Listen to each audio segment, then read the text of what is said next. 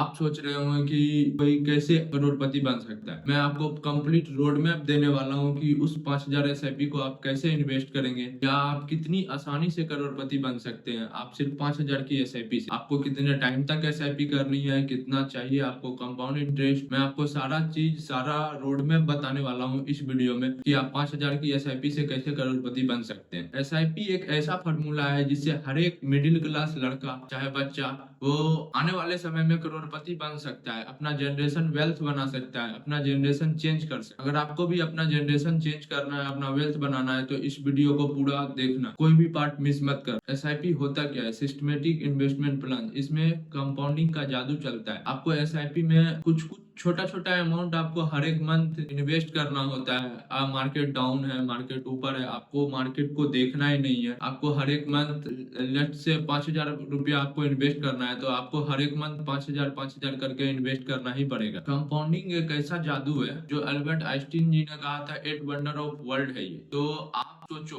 कि कंपाउंडिंग का जादू तभी मिलेगा जब आप जितना लॉन्ग टर्म के लिए इन्वेस्ट करोगे। 5,000 रुपया इन्वेस्ट करना है मात्र 12% of interest of the year के लिए। एक साल में आपको 12% रिटर्न कोई भी म्यूचुअल फंड दे देगा, यहाँ तक कि निफ्टी 50 भी दे देगा आपको 12% का रिटर्न। अभी मैं आपको पूरा फॉर्मूला बताने वाला हूँ कि आप 5,000 रुपए से करोड़पति कैसे बन सकते हैं। मान लीजिए आप 10 साल तक 5,000 की एसआईपी की और लगातार आप 10 साल तक करते रहे, लगातार 10 साल तक एसआईपी करते रहेंगे तो आपका इन्वेस्टमेंट वैल्यू जो है 11,60,000 रुपया हो जाएगा, जो कि एसआईपी का वैल्यू हो जाएगा आपका 11 लाख 12 लाख, मतलब 11 से 12 लाख के बीच में आएगा।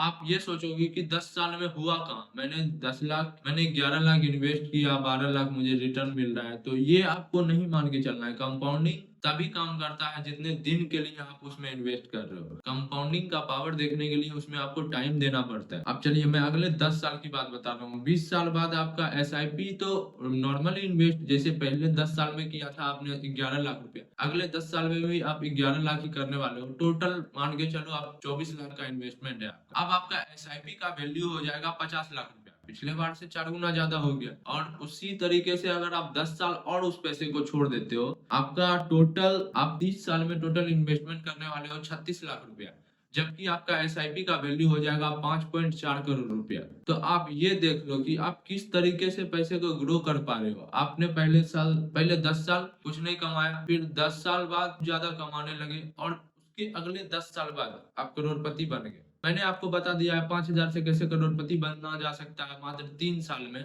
सबके मन में तो सवाल आएगा कि आपने तो बता दिया इतना इतना इन्वेस्ट करना है, कौन से म्यूचुअल फंड में इन्वेस्ट करना है। तो मैं पहला ही बोलूंगा इंडिया का बेस्ट है निफ्टी 50, उसमें आप इन्वेस्ट कर सकते हो। इंडेक्स फंड में आप इन्वेस्ट कर सकते हो, इक्विटी म्यूचुअल फंड में आप इन्वेस्ट कर सकते हो। अगर आपको ज्यादा रिटर्न चाहिए तो आप स्मॉल कैप इंडेक्स फंड में इन्वेस्ट कर सकते हो। मैं आपको गलती भी बता देने वाला हूँ, अगर कोई बंदा एसआईपी चालू करता है तो वो कौन कौन सी गलतियां करता है। सबसे पहले तो वो पैसे को मैच्योर होने नहीं देता है, पैसे को टाइम से पहले निकाल लेता है। दूसरा, गलत फंड चूज कर लेना बहुत ज्यादा रिटर्न के चलते। जैसे मैंने आपको मात्र एनुअली 12% इंटरेस्ट रेट बताया, कोई कोई कंपनियां 50% इंटरेस्ट रेट भी देती है, तो आप उसको नहीं चूज करना है। उसमें अगर आप उसको चूज कर लोगे तो वो आपको दिखाएगा 30 साल में आपका 300 करोड़ हो गया।